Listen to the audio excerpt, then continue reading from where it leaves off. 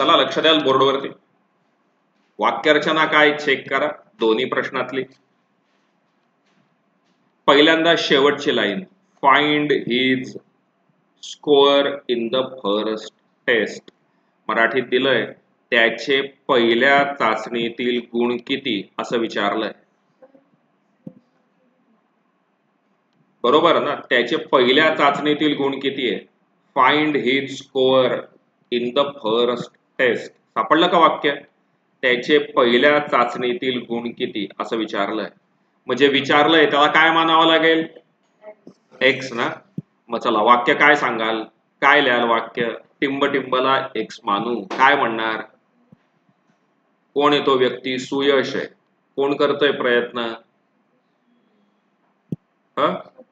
हा. Suppose score of Suyash in the first test is x. मराठीत कोण वाक्य सांगेल, सांगा. बरोबर, सुयशला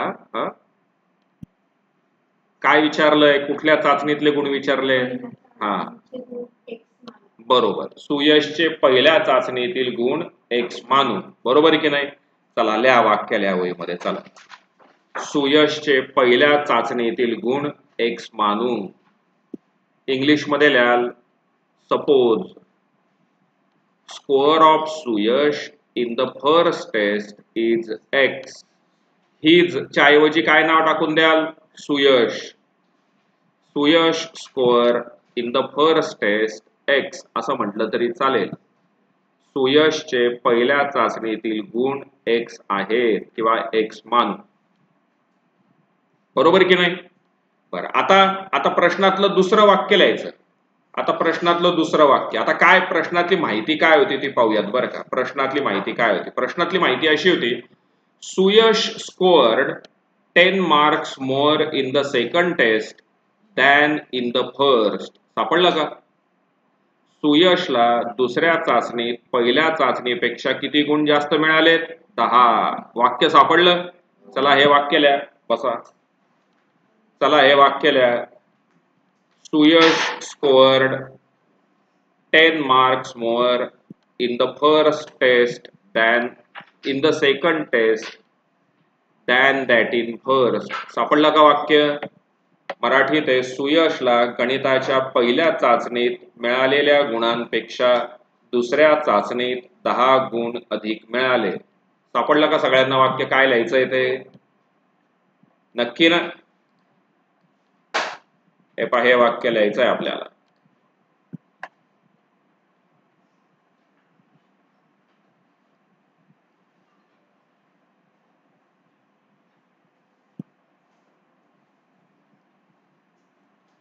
बरोबर आहे का रे. वाक्य सापडलं सगळ्यांना, काय लिहायचंय ते. बरं, मी असं काय शिकवतोय तुम्हाला लक्षात आलं पाहिजे ना, उदाहरणं कशी लिहायची ते. खरे म्हणजे पहिल्या टेस्ट मध्ये किती मार्क मिळाले त्याला, एक्स. आणि दुसऱ्या टेस्ट मध्ये किती मिळतील त्याला, एक्स प्लस नाही, कितीने जास्त येते, 10 ने ना. बरोबर ना. मग पुढच्या वेळीत काय लिहाल, म्हणून दुसऱ्या चाचणीतील गुण बरोबर एक्स अधिक 10. इंग्लिश मध्ये लिहाल, मार्क्स इन सेकंड टेस्ट. हे पहा वाक्य असं येईल, दुसऱ्या चाचणीतील गुण बरोबर एक्स प्लस 10. मराठीत दुसऱ्या, इंग्लिश मध्ये score in second test. Score in second test is equal to x plus 10. दुसऱ्या चाचणीतील गुण बरोबर एक्स अधिक 10. बर, हे वाक्य कळालं का. म्हणजे त्याला पहिल्या टेस्ट मध्ये किती मार्क मिळाले, एक्स. आणि दुसऱ्या टेस्ट मध्ये किती मिळाले, एक्स प्लस 10. कळालं. आता पुढची कंडिशन. आता काय कंडिशन आहे पहा, 5 times the score of second test is same as square of the first test. चला हे वाक्य लिहून काढा. आता मग याचा अर्थ पाहूयात. दुसऱ्या चाचणीतील गुणांची 5 पट ही पहिल्या चाचणीतील गुणांच्या वर्गा इतकी आहे. सापडलं का वाक्य. चला हे वाक्य लिहायला घ्या. हे घ्या भाऊ, ये ना पुढे, ये ना कमी येऊ.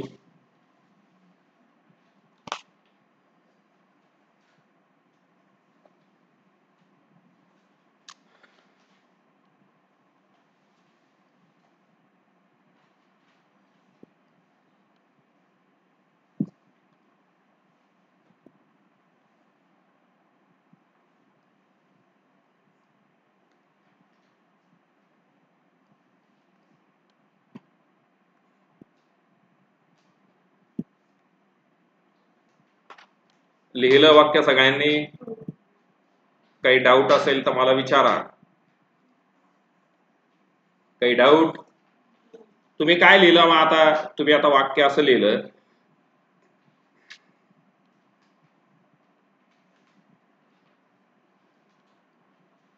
काय वाक्य होतं? दुसऱ्या चाचणीतील गुणांची 5 पट. इंग्लिशमध्ये दिलंय 5 times the score of second test. दुसऱ्या चाचणीतील गुणांची किती पट करायची? म्हणजे असं का रे 5 पट दुसऱ्या चाचणीतील गुणांची? म्हणजे 5 कंसात x अधिक 10. दुसऱ्या चाचणीत किती गुण मिळाले होते त्याला? तुम्ही इतक्यात वहीत लिहिलं होतं ना, x अधिक 10, त्याच्या किती टाइम्स? 5 पट. ही काय म्हटलंय? ही पहिल्या चाचणीतील गुणांच्या वर्गा इतकी आहे. कोणाचा स्क्वेअर करायचा? Square of the score in the. पहिल्या टेस्ट मध्ये त्याला किती मार्क मिळाले होते? म्हणजे दुसऱ्या चाचणीतील गुणांची 5 पट ही पहिल्या चाचणीतील गुणाच्या स्क्वेअर इतकी आहे. अर्थ कळाला का? ज्यांना कळाला नाही त्यांच्यासाठी पुन्हा एकदा काय वाक्य रचना आहे चेक करूयात आपण. ज्यांना कळालं नाही त्यांच्यासाठी पुन्हा एकदा घेऊयात. हे पहा, नीट व्यवस्थित पहा बरं का. 5 टाइम्स,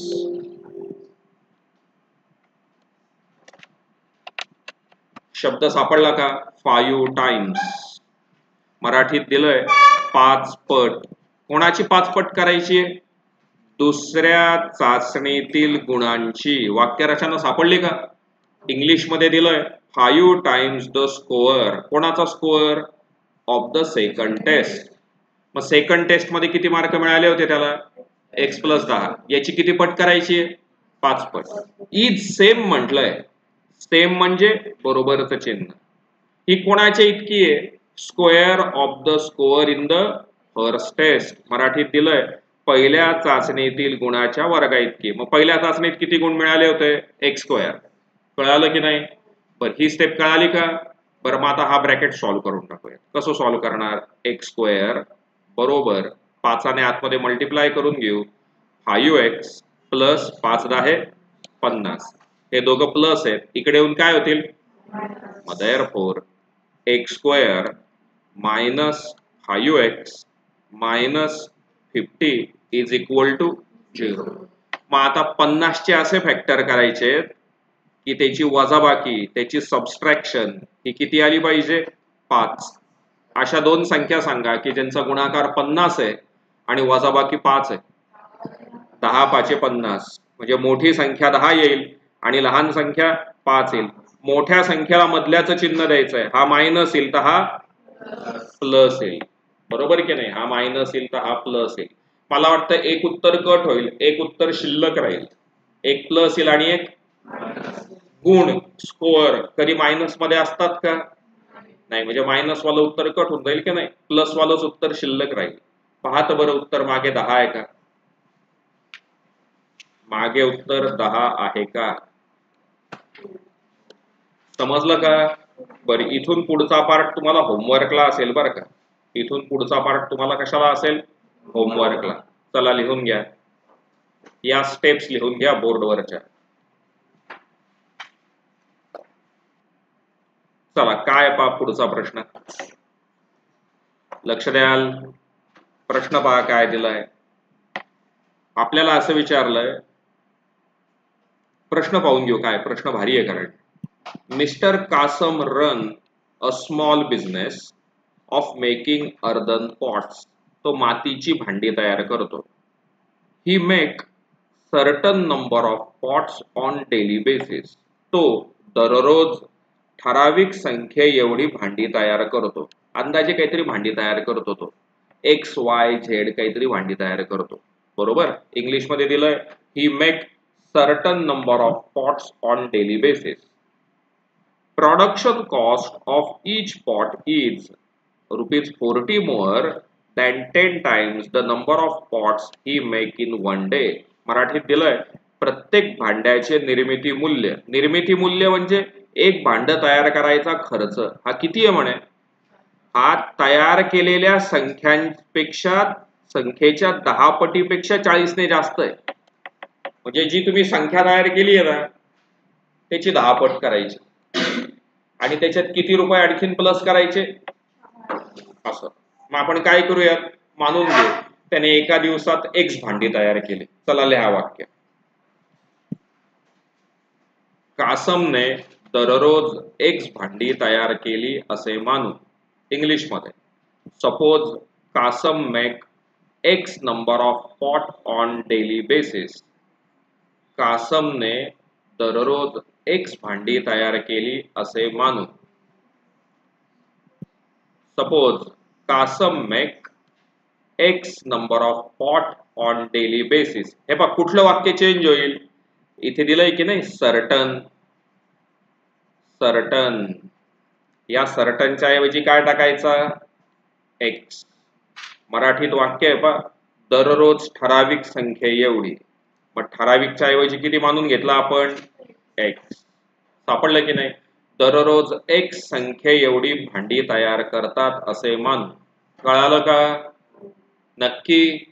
बरं आता प्रश्नातली पुढची कंडिशन काय दिली आहे इथून वाक्य लिहाल. Production cost of each pot is 10 more than 10 times the number of total pots. सापडलं का वाक्य. हे वाक्य लिहायचंय तुम्हाला. ज्यांना कळालं नाही त्यांच्यासाठी पुन्हा टिकआउट करून देतो. हे इथे वाक्य production cost of each pot is 10 more than 10 times the number of pots he make in one day. English मध्ये इथे वाक्य मराठीत प्रत्येक भांड्याचे निर्मिती मूल्य तयार केलेल्या भांड्यांच्या 10 पटीपेक्षा असते. सापडलं का. चला लिहा हे वाक्य. हे वाक्य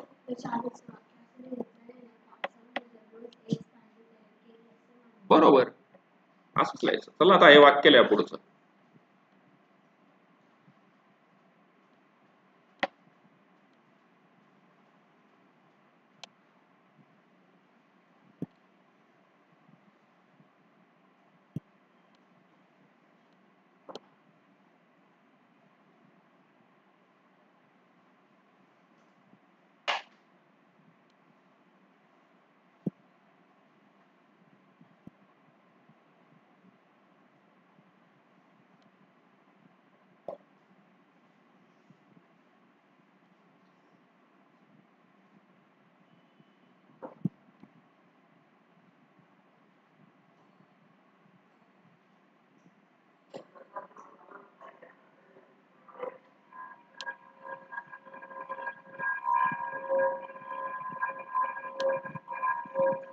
लिहिलं वाक्य सगळ्यांनी.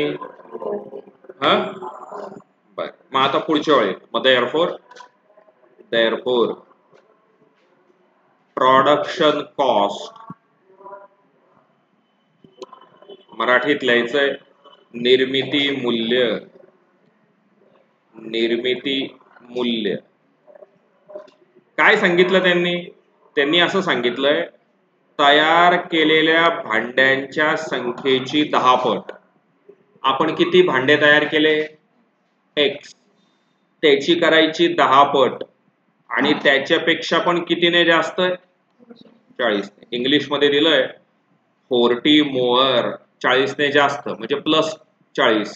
कशापेक्षा 10 times total number of pots he make in one day. मग त्याने एका दिवसात किती भांडी तयार केली एक्स त्याची किती टाइम्स करायची 10 times म्हणून 10x. त्याच्यापेक्षा पण एक कितीने जास्त आहे म्हणून +40. वाक्य कळालं का. चला लिहून घ्या. आता लिहून दिलेलंच वाक्य लिहायचंय तुम्हाला. हेच गुलाबी अक्षरातलं हेच वाला.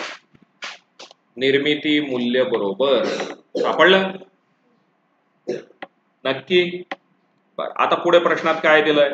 पुढे असं दिलंय, production cost of all pot per day is ₹600. लिहाय वाक्य, एका दिवसातील भांड्यांचे निर्मिती मूल्य ₹600 असेल किंवा आहे. असेलच्या ऐवजी शब्द काय येईल? आहे. हे वाक्य लिहा. एका दिवसातील भांड्यांचे निर्मिती मूल्य ₹600 आहे. इंग्लिश मध्ये production cost of all pots per day is ₹600.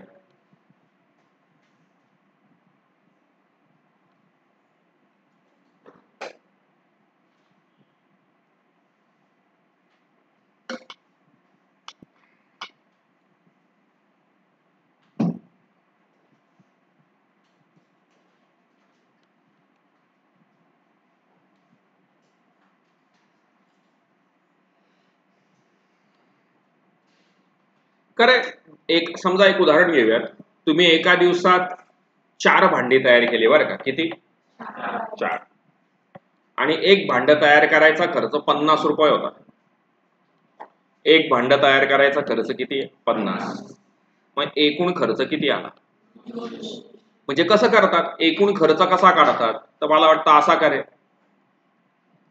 Total cost मराठीत एकूण खर्च बरोबर number multiplied by production cost. बरोबर का? भांड्यांची संख्या गुणिले निर्मिती मूल्य. हो का नाही? एक भांड तयार करायचा खर्च ₹50. अशी किती भांडी तयार केली? 4. तर उत्तर किती येतं? 200. म्हणजे 50 गुणिले 4 की नाही? मग आता तुम्ही एकूण किती भांडी तयार केली एका दिवसात? X. एक भांड तयार करायचा खर्च किती आला? 10x अधिक 40. एकूण खर्च किती आला म्हणे? ₹600 खर्च आला का? म्हणजे मग आता हे असं येईल का रे? म्हणून 600 बरोबर x ने आतमध्ये गुणून घेतलं, x ने आतमध्ये, तर 10x². x ने 40 ला गुणलं तर प्लस 40.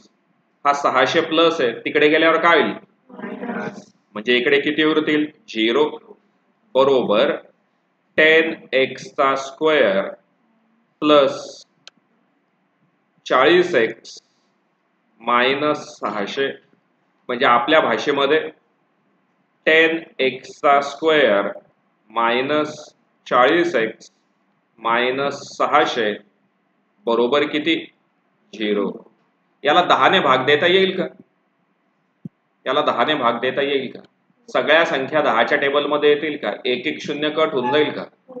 मग देअरफॉर याला 10 ने भाग दिला तर उत्तर काय येईल? x² plus 4x minus 60 is equal to 0.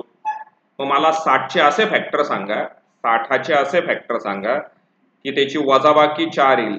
अशा दोन संख्या की त्यांचा गुणाकार 60 आहे आणि वजाबाकी 4 आहे. 10 × 6 10 सख 60. म्हणजे एक उत्तर, एक 10 आणि एक 6. मधल्याला चिन्ह कोणाचं द्यायचंय? मोठ्याचं. हा प्लस आहे आणि हा मायनस आहे. पाहतं बरं उत्तर 6 आहे का? त्याने एका दिवसात 6 भांडी तयार केली असं आहे का? हो ना? बर, करू शकाल? करू शकाल ना पुढचं पूर्ण? बर, मला असं सांगा, या ठिकाणी लाईन काय टाकाल? इथे आपण काय केलं? दोन्ही साईडला कितीने भाग दिला? 10 ने ना. मग इथे वाक्य काय येईल? मराठीत काय लिहाल? 10 ने भाग देऊ. कळालं ना? चला करा, कंप्लीट करा. हुशार हुशार मुलं आहेत तुम्ही.